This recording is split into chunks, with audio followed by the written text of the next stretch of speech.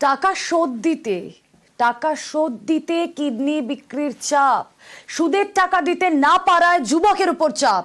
৬০,০০০ টাকা ধার নেন অশোকনগরের এক যুবক, ১,৩০,০০০ টাকা সুদ দেন যুবক। ৬০,০০০ টাকা ফেরত দিতে না পারায় তাকে চাপ দেওয়া হয়। টাকা ফেরত দিতে কিডনি বেচতে চাপ, যুবক এবং তার স্ত্রীর কিডনি বেচার ব্যবস্থা। অবশেষে অশোকনগর থানায় অভিযোগ যুবকের। কথা বলবো জিয়াউল আলম, প্রতিনিধি রয়েছেন সঙ্গে। জিয়াউল, এই যুবক তার স্ত্রীর কিডনিও ইনফ্যাক্ট বেচে দেন, যা আমরা জানতে পারছিলাম কিছুক্ষণ আগে পর্যন্ত। এই যে ব্যক্তি যে চাপ দিচ্ছিল কিডনি বেচতে বারবার, তার কি কানেকশন এই গোটা ঘটনার সঙ্গে? এইরকম কোনো র্যাকেটের সঙ্গে কি সে ডিরেক্টলি যুক্ত? একদম, দেখো যত সময় যাচ্ছে ততই কিন্তু এই র্যাকেট, অর্থাৎ তুমি যেমনটি বলছিলে চেন আকারে র্যাকেট তৈরি করেছে এই বিকাশ ঘোষ। তার কারণ অল্প অল্প গ্রাম এলাকার মানুষদেরকে যারা বিপদে পড়ে তাদেরকে বিভিন্ন রকম ভাবে সুদের টাকা ধার দেওয়ার একটা প্রলোভন দেখায় এবং সেই টাকার বিরাট অঙ্কের সুদ তিনি দাবি করেন।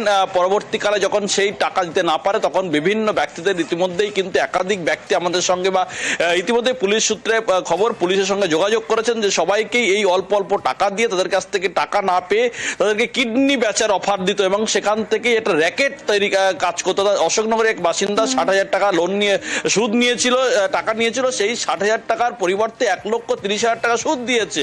তারপরেও সেই ৬০,০০০ টাকা যেমন দাবি করছে, অন্যদিকে যখন সে কিডনি বিক্রি করে ৫ লক্ষ টাকা কিডনি বিক্রি হচ্ছে, সেখান থেকেও ২,২০,০০০ টাকা দাবি করছে এই ব্যক্তি। ইতিমধ্যে শুধু এই ব্যক্তি নয়, একাধিক এলাকার একাধিক যারা অসহায়, যারা গরিব, বিভিন্ন সমস্যা টাকা নিয়ে।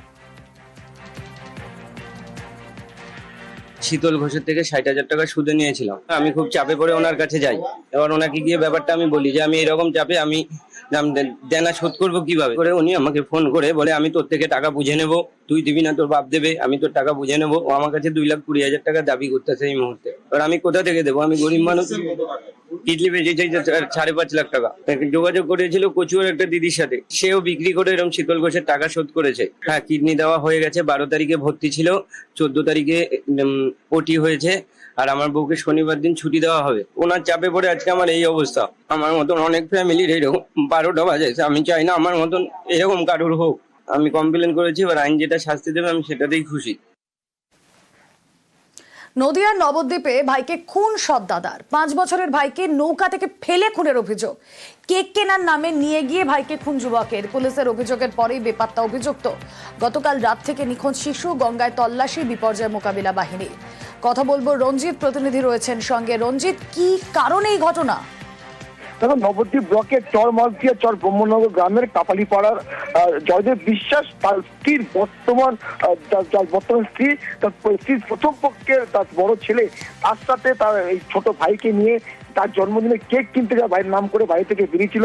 ওই দীর্ঘক্ষণ বাড়িতে না ফেরার কারণে যখন খোঁজ খবর চালানো হয় তখনই জানতে পারে যে বোড়াল ঘাটের কাছে নবদ্বীপের, সেখানে তাকে নৌকা থেকে ভাইকে ফেলে দেওয়া হয়েছে। এরপরেই বিষয়টি নিয়ে খোঁজ খবর শুরু করলে অভিযুক্তকে আর খুঁজে পাওয়া যায়নি এবং পুলিশ ইতিমধ্যেই তদন্ত শুরু করেছে। পাশাপাশি বিপর্যয় মোকাবিলা দপ্তরের বাহিনী সকাল থেকে খোঁজ চালাচ্ছে, এখনো পর্যন্ত তার খোঁজ পাওয়া যায়। তবে কি কারণে এই ঘটনা সবটাই খতিয়ে দেখছে পুলিশ, তবে অভিযুক্ত এখন পর্যন্ত খোঁজ পাওয়া যায়নি। পরিবারের পক্ষ থেকে একেবারে হতাশ হয়ে পড়েছে যে নিজের ভাইকে নিয়ে যেখানে কেক কিনতে যায় সেখানে এই ধরনের ঘটনা ঘটতে পারে বলে কেউ আশা করতে পারেনি। তবে পুলিশ কিন্তু অভিযুক্ত খোঁজ চালাচ্ছে, এখন পর্যন্ত তদন্ত শুরু করেছে পুলিশ। বেশ।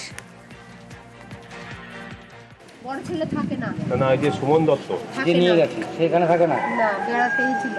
ও আসে মাঝে মাঝে, আসে তো আসা যাওয়া করে, ছেলেকে ভালোবাসে। আমি সেই বিশ্বাস করে আমি ওকে ছেলে ছেড়েছি।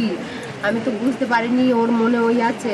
আজকে জন্মদিন আমি পালন করব, সেই বলে আমাকে রান্নাঘরে ঢুকিয়ে দিয়ে আমার ছেলে কেক আনতে গিয়ে ৪টার সময় আমার ওই গপুকে নিয়ে, আচ্ছা সুব্রতকে নিয়ে সুমন গেল। হ্যাঁ, জন্মদিন এই সুমনের। হ্যাঁ হ্যাঁ।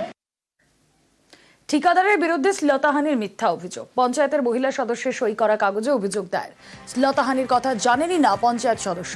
প্রধানের বিরুদ্ধে সাদা কাগজে সই করানোর অভিযোগ। ঠিকাদারকে ফাঁসাতে ছক প্রধানের। টেন্ডার নিয়ে গন্ডগোলের জেরে ফাঁসানোর ছক। কথা বলবো, প্রতিনিধি ইন্দ্রজিৎ রয়েছেন সঙ্গে। ইন্দ্রজিৎ, ঠিক কি কারণেই ফাঁসানোর অভিযোগ উঠছে, এই মিথ্যে অভিযোগ বলে মনে করা হচ্ছে?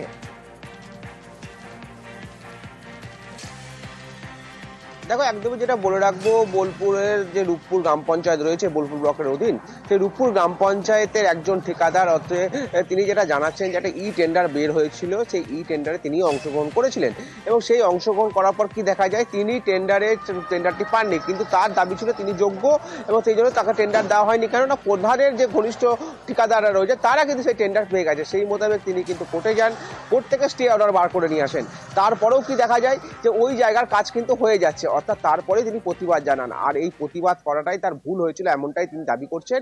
কারণ তারপরে কি দেখা গেল, ওই রূপপুর গ্রাম পঞ্চায়েত এলাকার একজন পঞ্চায়েত সদস্যকে দিয়ে কিন্তু শ্লীলতাহানির অভিযোগ দায়ের করা হলো। আর কিভাবে অভিযোগ দায়ের করা হলো না, সাদা কাগজে তাকে সই করিয়ে নেওয়া হয়েছে পঞ্চায়েত সদস্যকে, এমনটাই কিন্তু জানাচ্ছে পঞ্চায়েত সদস্য নিজে। তিনি বলছেন তিনি কিছুই জানেন না তার শ্লীলতাহানি হয়েছে, আর তিনি একটি কাগজে তাকে সই করতে বলা হয়েছিল, সেই কাগজে তিনি সই করে দিয়েছেন।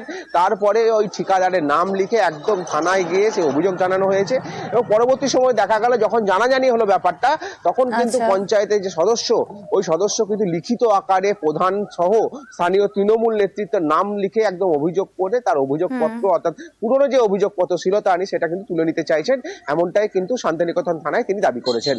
রুমেলা, আমাদেরকে বলা হয়েছিল যে পঞ্চায়েতে মিটিং আছে, এমার্জেন্সি আসতে হবে, আমরা সেই জন্য গিয়েছিলাম। থানা থেকে একটা পুলিশ এসেছিল, যে আমাদেরকে বললো থানা যেতে হবে, আমাদেরকে কাগজ আমাকে সই করতে বললো, আমি সই করেছি। কাগজ পড়েছিলেন? না না, আমি তো এখনই শুনলাম ব্যাপারটা, যে আমাকে রেপ করা হয়েছিল, এটা শুনেছি। আদৌ কি এরকম ধরনের কোনো ঘটনা ঘটেছে? না। কারা সই করতে বলেছিল? এটা বাবু দাস ছিল, প্রধান ছিল, উপপ্রধান ছিল। সেটা আজকে ভয়ে বলছে। ও জানানোর পরই ওকে ওই সিপিএম ওই জয়নাল আবেদন ও বাড়িতে গিয়ে ওকে জোর করে গালিগালাজ করে এরকম করে ওকে একটা ভয় দেখানো হয়েছিল। ও আমাদেরকে যখন জানাই তখন তা বলা হয়েছিল যে তুমি দেখো তোমার ব্যাপার, তুমি নিজের সেফটির জন্য তুমি প্রশাসনের সাহায্য নিতে পারো।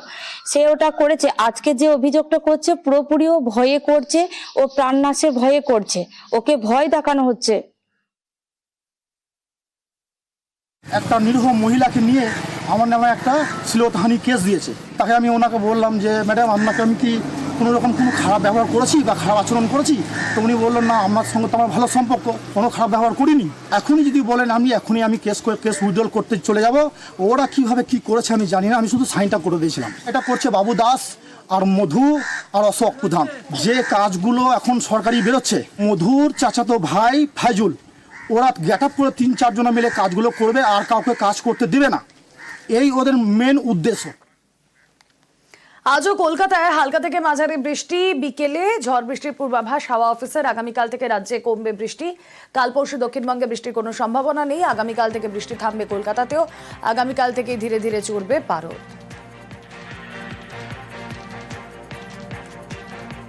আর সিকিমে তুষারপাত, আজও বরফে ঢেকেছে ছাঙ্গু লেক। বরফ দেখে মুগ্ধ পর্যটকরা।